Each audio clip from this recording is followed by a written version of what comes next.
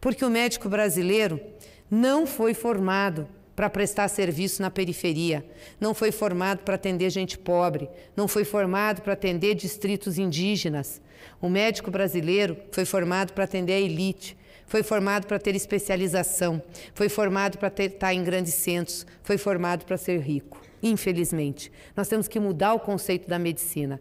Então eu torço para que esses médicos todos inscritos realmente se apresentem e fiquem nos locais.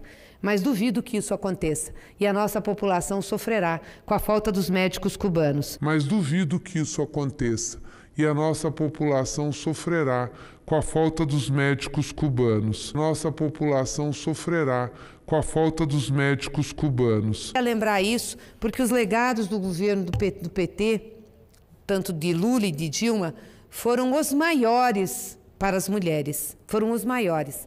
Além de ser governos que tiveram ampla participação da mulher.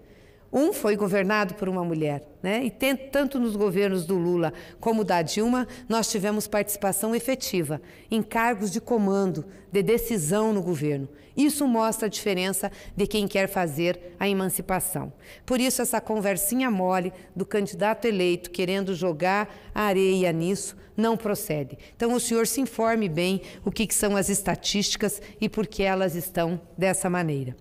Mas eu queria também aproveitar, senhor presidente, para trazer aqui uma outra notícia boa, lembrar dos programas, uma outra notícia boa, lembrando dos programas dos nossos governos, em relação ao Mais Médicos, que está sendo atacado agora por conta dos médicos cubanos que estão saindo do programa, porque foram maltratados, desrespeitados, não tiveram aqui a acolhida que precisavam do candidato que foi eleito, foram espezinhados, Foi muito ruim o que aconteceu.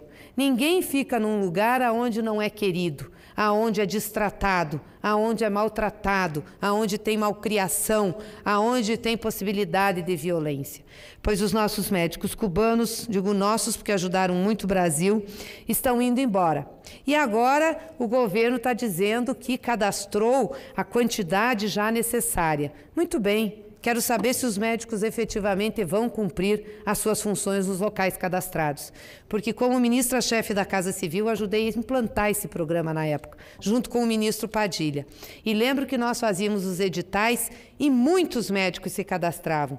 Nós chamávamos, nem tantos assumiam. E os que assumiam, nem todos ficavam. Porque o médico brasileiro não foi formado para prestar serviço na periferia, não foi formado para atender gente pobre, não foi formado para atender distritos indígenas.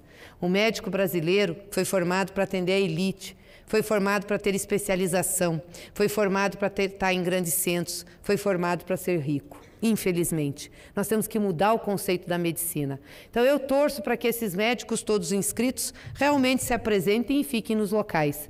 Mas duvido que isso aconteça e a nossa população sofrerá com a falta dos médicos cubanos. No mesmo dia que o candidato do Partido dos Trabalhadores à sucessão presidencial em 2018, o ex-prefeito de São Paulo, Fernando Haddad, numa entrevista ao jornal Folha de São Paulo, falando sobre a situação do ex-presidente Lula, que está preso em Curitiba, declarou textualmente, abro aspas para a declaração textual do senhor Fernando Haddad. Eu já fazia a ressalva, a pergunta que foi, e por que não no Lula? Eu já fazia a ressalva. Eu não sei o que vão fazer com o Lula.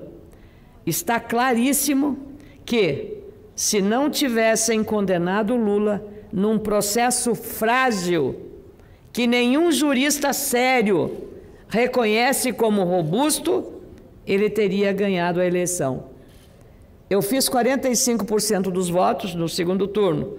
Ele teria feito mais de 50% dos votos. Vou repetir. Na boca de Fernando Haddad. Processo frágil que nenhum jurista sério reconhece como robusto. É o pensamento que continua dominando a cabeça das principais lideranças do PT em relação ao Lula.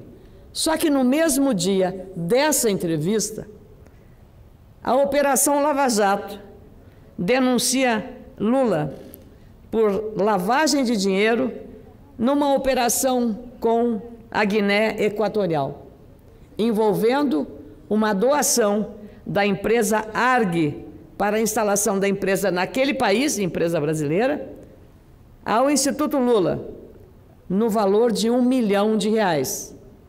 E isso estava tudo documentado em correspondências do presidente da Guiné Equatorial ao presidente Lula, tudo documentado por ninguém mais, ninguém menos do que um insuspeito líder fundador do partido, que foi também o coordenador da campanha de Lula e Dilma, foi o homem forte de Lula no Ministério da Fazenda e foi o ministro-chefe da Casa Civil do governo Dilma, o senhor Antônio Palocci. Não é nenhuma fonte duvidosa, é uma testemunha crucial, fundamental, porque isso tudo está documentado. E esta denúncia, senador Medeiros, que preside essa sessão agora, está à prova de um depósito feito. As negociações entre Lula e o presidente da Guiné Equatorial começaram em 2011, se estenderam a 2012, e o depósito de R$1 milhão foi feito em 2016 ao Instituto Lula, conforme consta na planilha contábil do Instituto. E o depósito foi feito precisamente por quem? Pela empresa ARG, que estava pedindo a interferência de Lula, e teve o preço, para instalar-se na Guiné Equatorial. Eu trago isto agora para dizer que, novamente, um dos líderes agora mais importantes do partido, Fernando Haddad, volta a aplicar aquela teoria científica da neurociência, que fui entender bem o que era a tal imunização cognitiva. Mais ou menos uma vacina para que a verdade não apareça. Como se a verdade fosse uma doença e você precisasse ter uma vacina para combater a doença chamada verdade. Nesse caso, a imunização cognitiva, senador Medeiros, é aquilo que uma pessoa se imuniza. Ela acredita naquilo que ela está enxergando, lendo e querendo que seja verdade, mesmo que os fatos caminhem exatamente na contramão e não se sustentem na realidade. Enganam-se propositalmente. É um engano para se convencer de uma verdade que não existe, porque a verdade está nos fatos e não naquilo que eu quero que seja.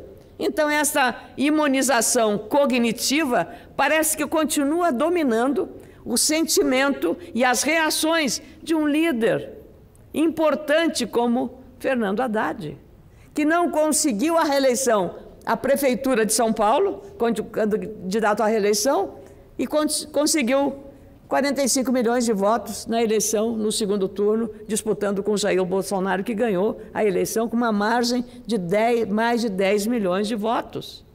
Não é uma margem pequena.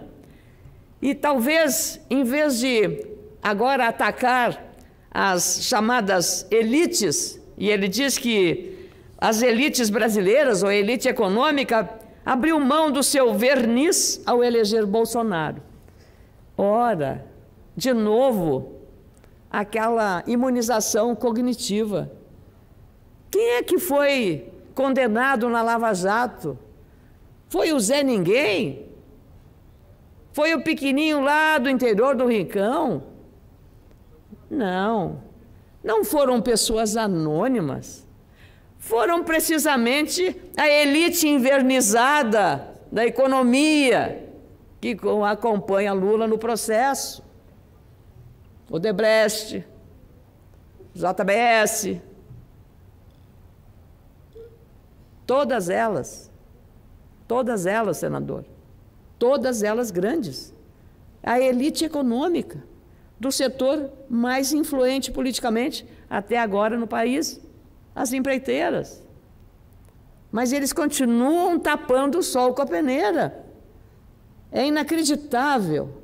E talvez isso reduza o tamanho do partido na compreensão da sociedade pela falta de humildade de reconhecer os graves erros que fizeram.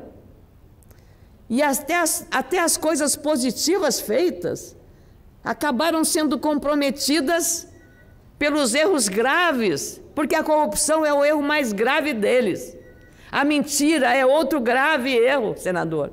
Porque quando você promete uma coisa e faz outra, quando você ludibria a esperança da população, quando você diz que vai fazer uma coisa e faz outra, você está sendo desonesto. E é exatamente essa compostura, ou essa falta de compostura que teve o partido, e por isso o resultado. Não adianta querer esconder a verdade. A verdade está escrita, provada. E tentar de novo fragilizar ou desacreditar o Poder Judiciário brasileiro, a Polícia Federal, o Ministério Público, só faz crescer a ira da sociedade e a indignação, porque a Lava Jato foi um divisor de águas no combate à corrupção. Por que a sociedade toda aplaudiu a indicação de Sérgio Moro para o comando do Ministério da Justiça e da Segurança Pública, senador? Por quê?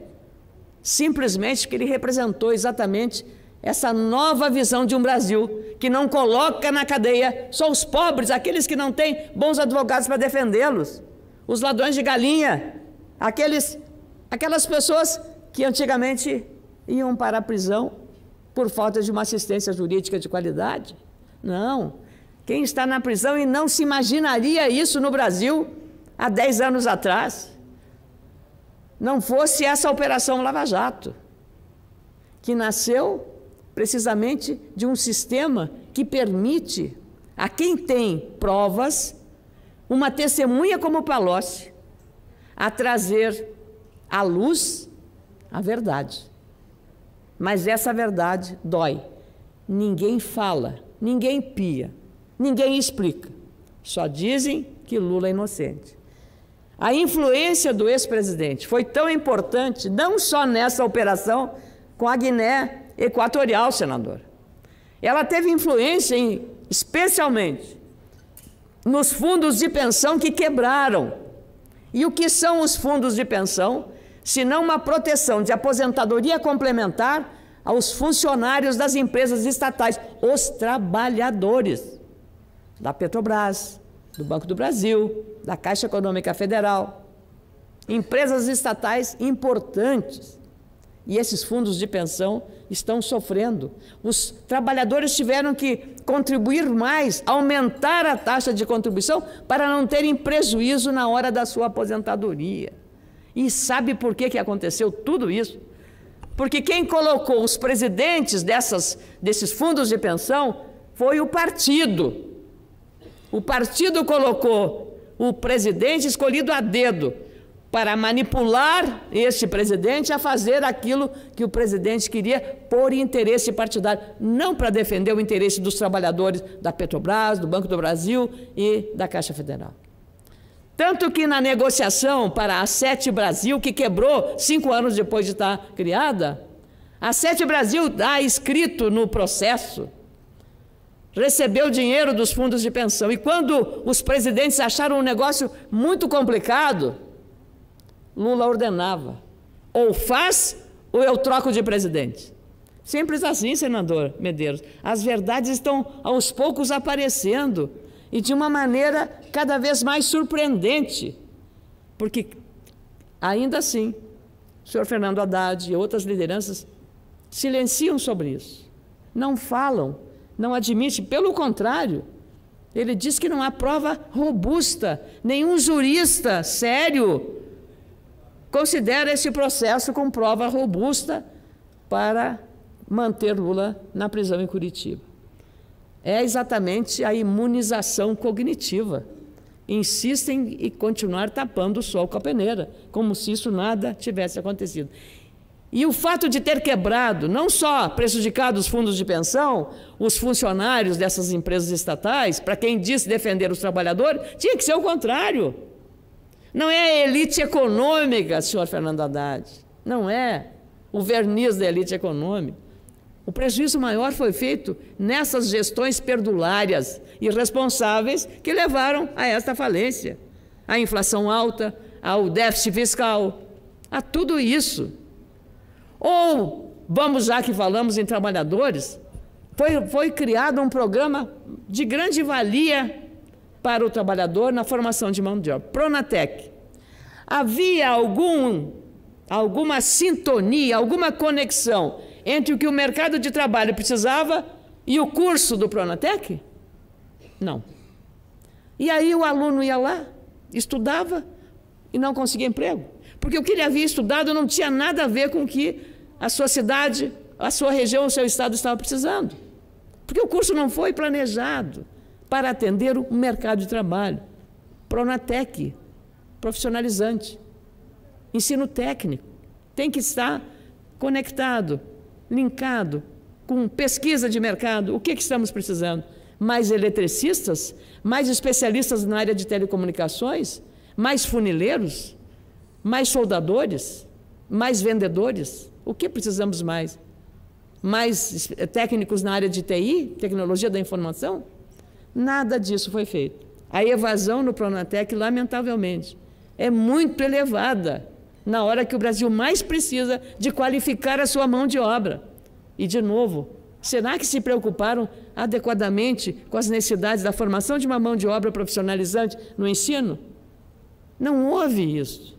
Da mesma forma em relação ao Ciências Sem Fronteiras, senador.